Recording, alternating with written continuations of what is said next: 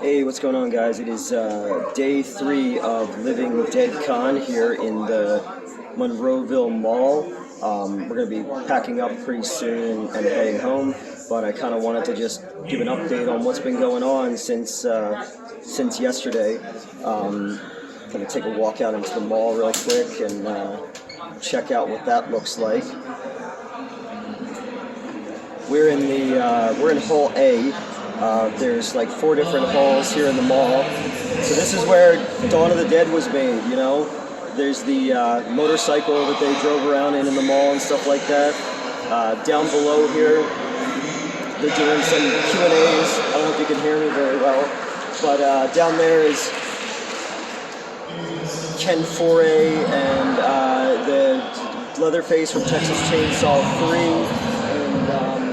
It's pretty cool. Ken Foree was in the room with us, like I said yesterday, and I had a really funny conversation with him about something that happened when I was a kid. So I hope he comes back up so that I can chat with him again and get it on camera.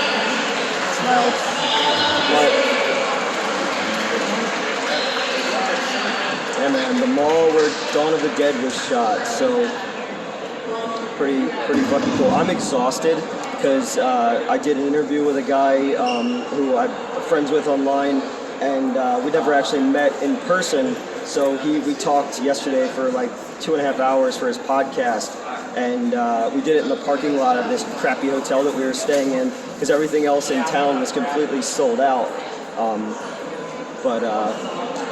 Yeah, man, this has been so much fucking fun, and to have people who've like come up to the table, they bought the comic book, and they didn't know me or anything like that, but I sold them on it.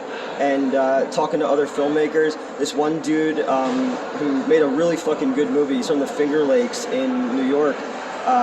He had heard about something we were doing, and they said, yeah, you'd like this. He came by and was watching all the Midnight Show stuff that we put up, and was loving it, loving the shot composition, loving all that stuff. So to have somebody who's like a talented filmmaker tell you like, wow, dude, this stuff is really, really good, it makes me feel really good, because we've been shooting the movie for 10 years, and you forget, because you live with this stuff all the time, you forget that other people haven't seen it, and they appreciate it. And these kids came up to me, and they were talking about wanting to be filmmakers, and they were like 13, and I was just giving them advice, but also telling them don't take my advice, because I don't really know what the fuck I'm doing either. I just kind of make it up as I go.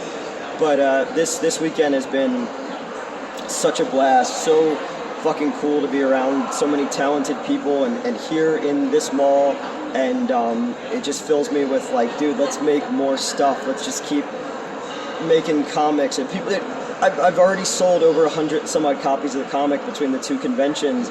Never thought I would do that for this little black and white comic book. So yeah, I'm like humbled and excited, and the people who are sitting around us have to keep listening to my pitches because I keep selling the sizzle every time that somebody comes in. But just trying to be excited and proud of all the stuff that we've done, and yeah, I don't know, I can't wait for the next convention. I can't wait to come back again. Like, it's crazy to just see like Greg Nicotero walking by and stuff. And then this morning, the coolest thing, and I'm going to post a picture, it'll probably be up by the time this comes up, Tom Savini was in here because someone told him to come check out the puppets. So we were here early, and then Tom Savini was here, and got to talk with him for a couple minutes about shit, and it's cool. It's just, the whole thing is just so fucking neat. We're in what used to be a wet seal. That's kind of funny. They put all the different things inside old stores, so that was neat. And we've had the big screen up here showing Midnight Show footage and different stuff we've been doing. I don't know. I'm so fucking happy that I'm getting to do this stuff now, and it's so exciting that people read the comics. They've already commented on the YouTube page like, dude, I read your comic. And these aren't people who I knew or anything like that. It really fucking makes me feel good to have people being responsive to the stuff you're doing, and just to get the opportunity to even come and be here and do stuff. And I was showing people my Amityville Halloween. I wrote it in 48 hours, 90 pages, and we're going to be making that one soon. We pushed back Amityville Arcade just because the effects are going to be a lot bigger, because we are also working on a video game in the Unreal Engine. I wrote years and years and years ago this kind of B-movie version of Dragon Slayer, and we could finally do it because we have the Unreal Engine. So you're going to see a trailer for that in late June, because I think around the end of June is a good time to release video game content, buying the comic and the poster art that we have, and my little table here with Midnight Show art and the comic and the puppets. People have loved Ben's puppets. People have loved the content, like Paperboy and shit like that, and just anybody else who added stuff to Midnight Show, like just singing their fucking praises, and people are, it's cool to have all these friends who've done all this stuff for you when you kind of didn't really have anything going, and now like we're getting closer to a point where you can kind of pay back people's trust in you, so I'm excited as hell. 1 second. Mr. Foree, can I tell my story real quick with you on camera? I will come and I will buy an autograph from you and all that stuff.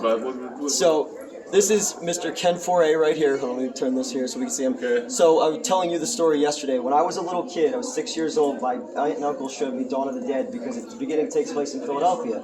I'm from Philadelphia, and they tried to scare me by saying, this really happened here. This is in the 80s. I was freaked out by it, but I thought you were the coolest fucking dude in the entire world. We've watched it a million times. Are we telling the story? We're telling this story. I'm showing. We're recording. Yes, yeah. We're recording just real quick. About okay. So I told them that I told kids on the playground to be cool that I was related to you, and then, yeah. And they didn't believe me. They didn't believe me. I think. Go figure. Exactly, right? What's wrong with it? But I'm a dumb little kid. I don't know any fucking better. And you were right. Yeah, you were right. They were wrong. They were wrong. But yeah, so I told these people came to my mom and they're like, can we stop telling people that he's related to that fucking dude? And then, so I was always just one of those things, and I never got a chance to meet you before, but I always tell people... Is your mom still living? Yeah, yep. Mm-hmm. Tell your mom. Mm-hmm. Exactly, that yeah. She remembers? Thank you, sir. Thank you so much. Okay. I told him that yesterday, and it was really fucking cool to get that moment, because watched all this stuff at a way too young age and was just like... I don't know. This is my fucking my happy place, to be here at this mall and getting to meet people and stuff like that, and getting to talk about the dumb shit that I write, and getting to meet cool other writers over here. This guy was in yesterday's video. Yeah, man, it's just fucking cool and exciting. I keep saying that over and over again, but I'm really happy. So, yeah, that's it. I'm gonna stop now, and yeah, have a good one.